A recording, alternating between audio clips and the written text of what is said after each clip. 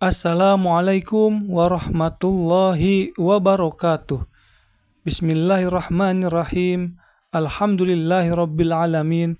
Wassalatu wassalamu ala asrofil anbiya'i wal mursalin Sayyidina wa maulana Muhammadin wa ala alihi wa sahbihi ajmain. Amma ba'du. Sahabatku kaum muslimin rahimakumullah. Dalam video ini akan dijelaskan betapa pentingnya niat kita dalam melakukan segala hal. Untuk lebih jelasnya, mari kita dengarkan penjelasan dari guru kita, Kiai Haji Abdullah Gimnastiar. Nah, ini salah satu kuncinya ya, adalah benar-benar dalam melakukan apapun niatnya mencari ridho Allah. Ini latihannya, riadohnya ya. Misal mau wudhu, pas wudhu, mau wudhu, Allah melihat tidak? Ya Allah, di hati tidak usah dijaharkan ya. Ya Rob, tidak ada larangan untuk mencari ridho Allah dalam hati ataupun dijaharkan. Ya Allah, saya niat berwudhu, Engkau yang memerintahkan, Rasulullah mencontohkan. Saya berwudhu semoga Engkau ridho ya Allah. Terimalah wudhu saya ini. Rasakan bedanya hadirin. Berbeda wudhu dengan niat nyari ridho Allah dengan wudhu asal wudhu. Nggak mungkin nyari ridho Allah kecebek-kecebek, lebih mendahulukan make up daripada basah. Nggak mungkin kaki ketek, nggak bisa. Ketek lagi, kecepret.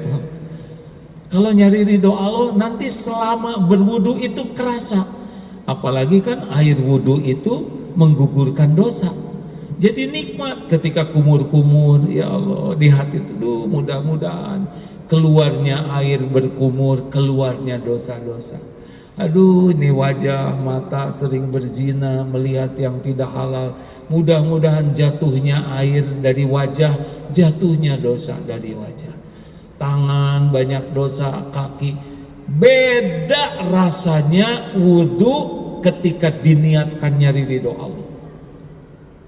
Dari wudhu ke sholat, nggak usah sibuk dengan HP, udah jelas tagihan, bikin kotor hati. Lebih baik zikrullah saja. Allahumma inni as'alukal huda wa tuqa wal afafa wal ghina. Allahumma inni ala zikri wa syukri wa husni ibadatik. Ya Allah, tolonglah ya Allah agar saya selalu ingat padamu. Tolonglah ya Allah agar saya selalu bersyukur padamu. Tolong ya Allah agar saya bisa bagus mengabdi beribadah kepadamu. Dari mulai wudhu ke sholat, doa. Coba, nah yang lain-lain dipikirin juga nggak beres. Ibu cemburu ke suami, dipikirin makin lincah, stres. Lebih baik didoain, ya Allah, Engkau tahu suami saya puber kelima kalau nggak salah ya Rob. Engkau maha tahu yang aslinya. Tolonglah ya Allah, hanya Engkau yang membulak-balik hati suami saya. Suami saya ciptaanmu, milikmu, dalam genggamanmu setiap saat. Tolong ya Allah, hanya Engkau yang bisa menjaganya. Itu lebih baik daripada segala dipikir dan segala diomongkan. Betul? Ingat anak ya Allah, anak ini ciptaanmu, milikmu. Jadikan anak yang soleh, lembutkan hatinya. Dari wudhu ke sholat, itu kan dari adzan ke qomat. Doa itu saat mustajab. Ketika mau sholat, ya Allah, Engkau lah yang memerintahkan sholat, Rasulmu mencontohkan sholat. Ya Allah, terimalah sholat saya ya Allah. Saya sholat ini benar-benar mengharapkan ridho-Mu.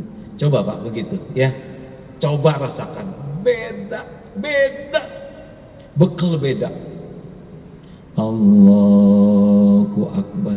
Ada rasa beda. Kenapa? Karena Allah sudah janji orang yang bersungguh-sungguh nyari ridho Allah, Allah benar-benar menunjukkan jalan-jalannya.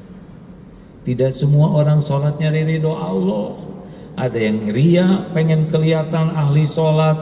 Ada yang pamer. Apakah kalau ngimamin pasti nyari ridho Allah? Belum tentu. Ada yang ketika ngimamin ingin kelihatan saya sebagai imam, ada yang ketika ngimamin ingin menunjukkan hafalannya, ingin menunjukkan bersihnya tahsinnya, ada yang ingin menunjukkan keindahan suaranya, ada yang ingin memamerkan panjang hafalannya. Belum tentunya ridho Allah. Termasuk ceramah begini. Ceramah begini belum tentu nyari ridho Allah. Ada yang nyari amplop, ada yang nyari berkat ya, ada yang nyari kekaguman orang, ada yang ingin memperlihatkan kesolehannya, kemakrifatannya, keluasan ilmunya, kebersihan hatinya. Bisa jadi nih acara ceramah begini lagi acara pamer diri, walaupun dikemas dalam bahasa yang bagus. Allah tahu isi hati. Halo, mikir apa?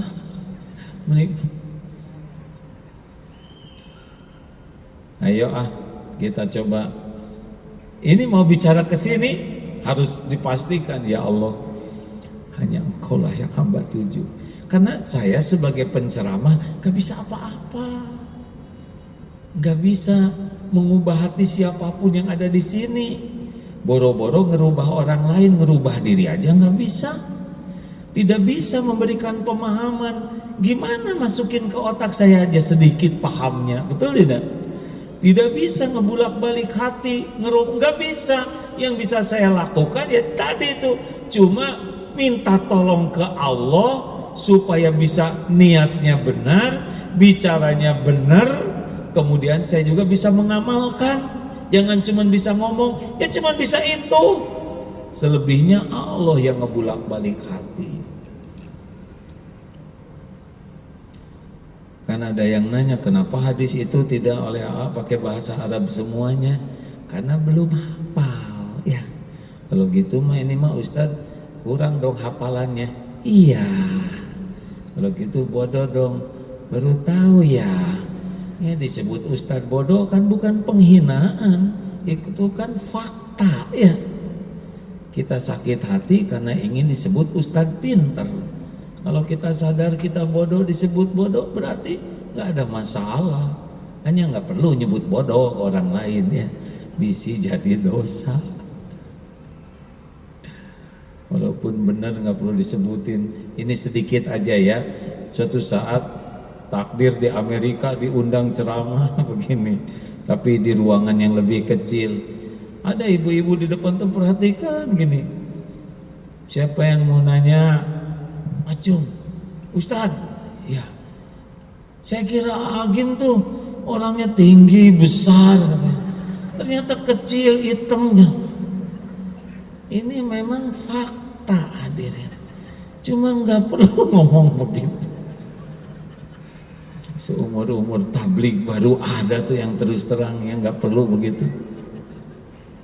Tapi ya ada dalilnya di Al-Quran. Surat apa tuh Ustaz? Wa idza khatabahumul jahiluna qalu salam. Al-Furqan ayat 6. Saya tuh pengen seperti Ustadz Adi Hidayat, segala apal ya nggak? Saya ngapalin nomor, isinya lupa. Diapalin tempatnya, isinya lupa. Lah begitulah ya. Jadi mulai niat. Ibu juga gitu kalau mau masak. Ya Allah, saya niat masak ini semoga Engkau ridho. Udah. Nanti suami mau makan atau enggak itu mah masalah rezeki beliau. Kata suami teh, masakan teh bosan ini aja. Insya Allah nanti diperbaiki. Semuanya udah ada catatannya. Sama Pak, suami juga ke istri, jangan minta apa-apa ke istri sebelum minta dulu ke Allah. Ulangi.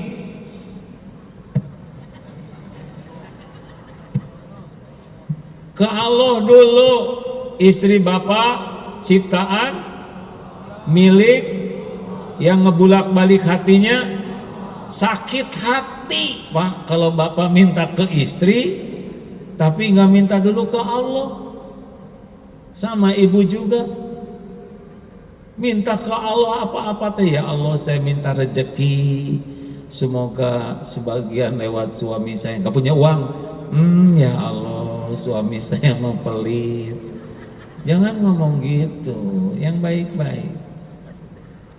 Ada suami yang bingung, istri saya itu pandai sekali mencari uang, saya sampai sulit sekali menyembunyikannya.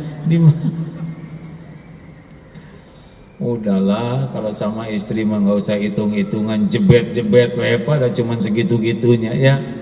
Karena sedekah yang paling utama itu kepada bukan istri, keluarga. Wah. Gini ya, kalau ilmu masih terbatas nggak usah ngotot ya biasanya. Hadirin sekalian, niatkan semuanya karena Allah.